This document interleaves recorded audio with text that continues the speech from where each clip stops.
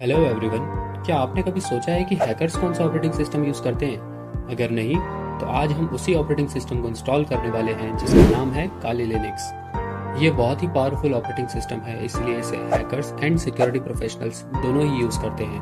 तो बिना किसी देरी के करते हैं इसे इंस्टॉल। इसे इंस्टॉल करने के लिए कुछ मिनिमम रिक्वायरमेंट्स हैं। हमें सबसे पहले ISO फाइल को डाउनलोड कर लेना है। डोंट वरी, इस पेज का लिंक मैंने डिस्क्रिप्शन में दे दिया है। डाउनलोड कंप्लीट होने के बाद हमें वर्चुअल बॉक्स को ओपन कर लेना है और न्यू पे टैप कर देना है। अगर आपने वर्चुअल बॉक्स अभी तक इंस्टॉल नहीं किया है तो वीडियो का लिंक मैंने डिस्क्रिप्शन में दे दिया है। अब मुझे यहाँ नेम एंटर कर लेना है, जैसे कि मैंने काली लिनक्स एंटर किया है।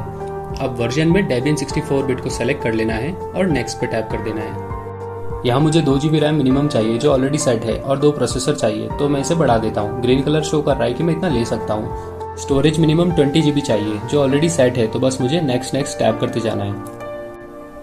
यहाँ मुझे सेटिंग पे टैप कर लेना है। सेटिंग पे टैप करने के बाद एडवांस सेक्शन में जाना है। शेयर्ड क्लिपबोर्ड को बाई डायरेक्शनल कर लेना है। ड्रैग एंड ड्रॉप को भी बाई डायरेक्शनल कर लेना है। अब सिस्टम के सेक्शन में मुझे सब कुछ ठीक दिख रहा है, जो कि मिनिमम रिक्वायरमेंट को फुलफिल कर रहा है। डिस्प्ले का मैं मेमोरी अपने अकॉर्डिंग चेंज कर सकता हूँ। स्टोरेज में जो एम्प्टी लिखा हुआ है इस पर मुझे टैप करना है और डिस्क वाले आइकन पे टैप कर लेना है। यहाँ पे choose a disc file option select करके मुझे वो ISO फाइल लोकेट करनी है जो मैंने डाउनलोड करी थी। इसको मुझे ओपन कर लेना है और हमारी ये फाइल लोड हो चुकी है। इसके बाद नेटवर्क सेक्शन में आ जाना है। नेट का मतलब होता है कि हमारी जो वर्चुअल मशीन है वो नेटवर्क में जितनी सारी मशीन्स हैं उनको एक्सेस कर सकती है, बट वो नेटवर्क वाली मशीन्स हमारी वर्चुअल मशीन को एक्सेस नहीं कर सकती है। पर ब्रिज वाले केस में ये दोनों चीज़ें पॉसिबल होती हैं। नेट में जो मशीन्स होती हैं वो होस्ट मशीन को एज अ राउटर ट्रीट करती है। तो यहाँ मुझे ब्रिज्ड अडेप्टर को सेलेक्ट कर लेना है। एडवांस ऑप्शन में प्रोमिस्कस मोड को अलाउ ऑल कर देना है और चेक कर लेना है कि केबल कनेक्टेड टिक मार्क्ड है और ओके पे टैप कर देना है। अब अपनी वर्चुअल मशीन को स्टार्ट करने के लिए और इंस्टॉलेशन के प्रोसेस को कंप्लीट करने के लिए मुझे स्टार्ट पे टैप करना है। यहाँ मुझे ग्राफिकल इंस्टॉलेशन को सेलेक्ट कर लेना है और अपनी लैंग्वेज सेलेक्ट करके कंटिन्यू पे टैप कर देना है। अपनी लोकेशन सेलेक्ट करके भी कंटिन्यू पे टैप करना है। यहाँ भी कंटिन्यू पे टैप करना है।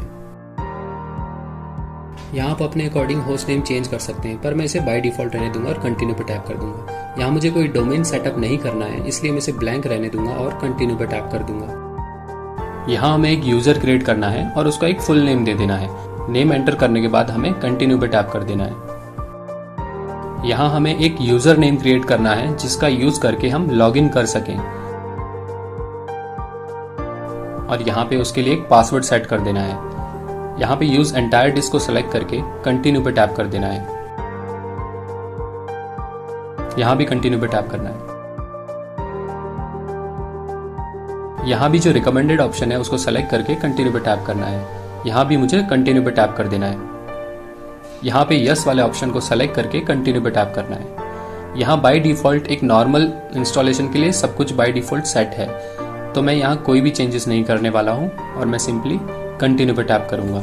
ये सारा प्रोसेस 15 से 20 मिनट ले लेता है, तो आप इसे रिलैक्स होकर इंस्टॉल कर सकते हैं। यहाँ मुझे यस सेलेक्ट कर लेना है और कंटिन्यू पे टैप कर देना है। यहाँ जो सेकंड ऑप्शन दिख रहा है इसको सेलेक्ट करना है और कंटिन्यू पे टैप करना है।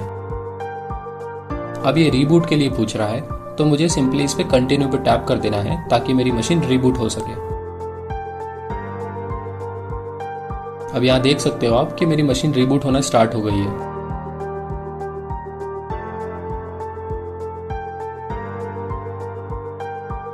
यहाँ मुझे क्रेडेंशियल्स एंटर कर लेने हैं जो अभी हमने क्रिएट किए थे।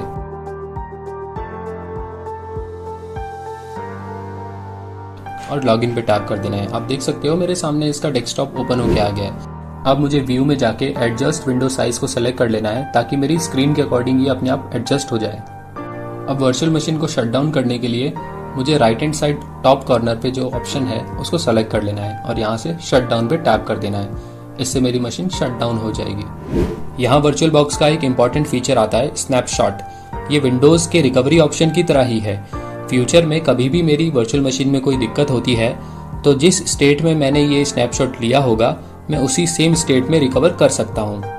स्नैपशॉट के लिए मुझे 3 डॉट पे टैप करना है और स्नैपशॉट को सेलेक्ट कर लेना है। इसके बाद मुझे टेक वाले ऑप्शन पे टैप कर देना है यहाँ मुझे एक उसका नाम दे देना है और कुछ भी डिस्क्रिप्शन दे देना है अपने अकॉर्डिंग और ओके पे टैप कर देना है। आप देख सकते हो इसने मेरा स्नैपशॉट ले लिया है। अब जब भी मुझे रिकवर करना है तो मैं स्नैपशॉट को सेलेक्ट करूंगा और रिस्टोर वाले बटन पे टैप कर दूंगा, जिससे कि मेरी मशीन पहले वाली स्टेट में फिर से आ जाएगी। ऐसे ही और क्विक एंड इन्फॉर्मेटिव वीडियोस के लिए सब्सक्राइब वाले बटन को दबाना ना भूलें।